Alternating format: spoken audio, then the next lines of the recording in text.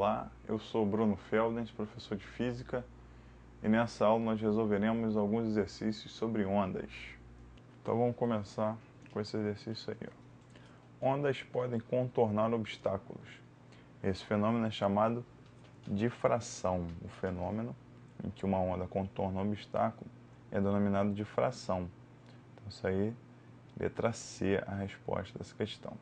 Outra questão é assim: o movimento ondulatório propaga-se para a direita e encontra o obstáculo AB, onde ocorre o fenômeno representado na figura acima, que é o de mesma coisa. Vem uma onda, ela se depara com o obstáculo AB e contorna esse obstáculo, a onda continua. Então, contornou o obstáculo, fenômeno de difração.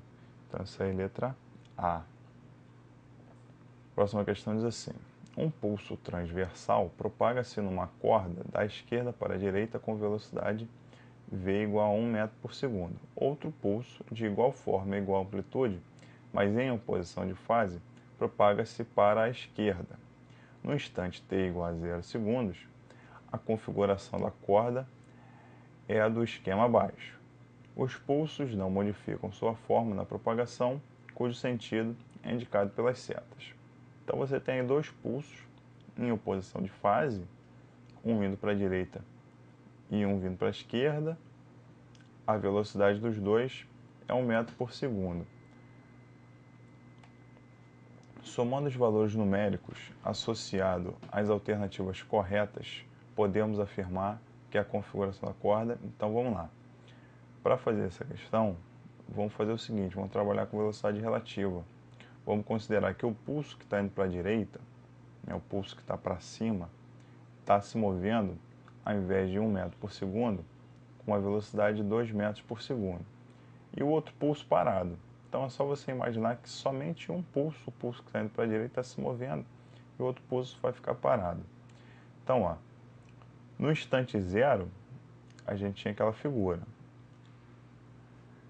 A distância entre eles era de 4 metros, e o pulso tinha 2 metros de comprimento. Então, um segundo depois, andando a 2 metros por segundo, o pulso que está indo para a direita, o pulso que está para cima, vai se aproximar 2 metros, porque ele está andando 2 metros por segundo.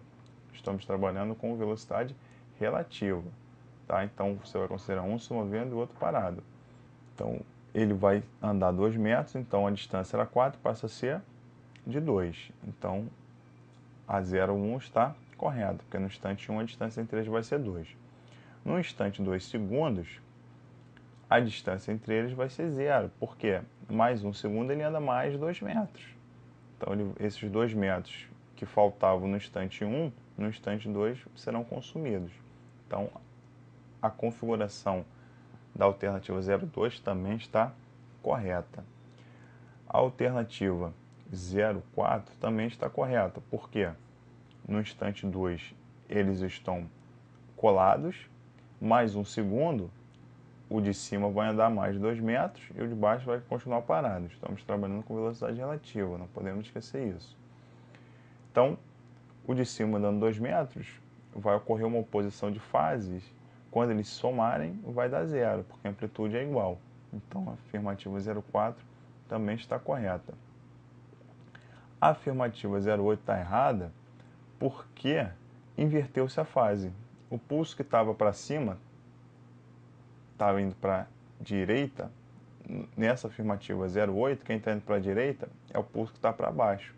E quando ocorre interferência, não ocorre mudança de fase. Então, quem estava para em cima continua em cima e quem estava embaixo continua embaixo. Com isso, a 0,8 está errada e a 16 está correta. 16 está correta. A 32 está errada, porque depois que eles se cruzam, eles não se cruzarão mais, então a corda não tornará a ficar totalmente na horizontal. E a 64 está errada, porque também está ocorrendo a inversão de fase, que o pulso que estava indo para a esquerda, que é para baixo, na 64, esse pulso está indo para a esquerda, passa a ficar para cima, e não pode ocorrer isso. Então a 64 também está errada, então correta somente a 0,1, 0,2, 0,4 e 16, somando esses valores dá 23. A próxima questão diz assim: considere dois pulsos triangulares que se movem em um meio material com certa velocidade, um em direção ao outro. Os deslocamentos dos pontos do meio em três instantes distintos estão representados na sequência de gráficos. Pode-se afirmar que a sequência de gráfico das velocidades dos pontos em função da posição x, que melhor corresponde à sequência de gráfico acima, é... Então vamos lá. A resposta aí é letra C. Observa que no primeiro gráfico você tem os dois pulsos se aproximando, então a gente vai ter que ter da esquerda para a direita. Vamos separar aí os pulsos. O primeiro pulso da esquerda para a direita, ou seja, o pulso que está indo para a direita, ele vai ter uma parte com velocidade negativa e outra parte com velocidade positiva. Por quê? Uma parte os pontos estão descendo e a outra parte os pontos estão subindo. Depois disso, a gente tem aí um espaço entre os pulsos em que a velocidade é zero. E no outro pulso, no pulso que está indo para a esquerda, a gente vai ter os pontos com velocidade positiva, depois os pontos com velocidade negativa. Por quê? Os pontos desse pulso, os pontos da esquerda estão subindo e os pontos da direita estão descendo. Por isso, velocidade positiva, depois velocidade negativa. Então isso aí está bem representado na letra C. Por conseguinte, na outra, quando eles começam a se cruzar, a gente vai ter exatamente aquela configuração. Você vai ter pontos com velocidade negativa, aí ali no meio vai ter uma soma de velocidades, por isso que vai dar um gráfico da letra C. E por último, na última configuração, a velocidade vai ser zero porque a gente está somando os dois pulsos. Então ali, naquele instante, a gente considera a velocidade como sendo zero. Então, a alternativa C.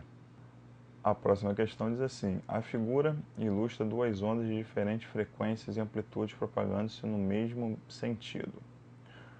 Em qual das alternativas está melhor representada a resultante da superposição dessas ondas? Bom, essa aí é a resposta, é a letra D. Quando você juntar essas duas ondas, vai dar exatamente a figura da letra D de dado. Então, resposta da 5, letra D.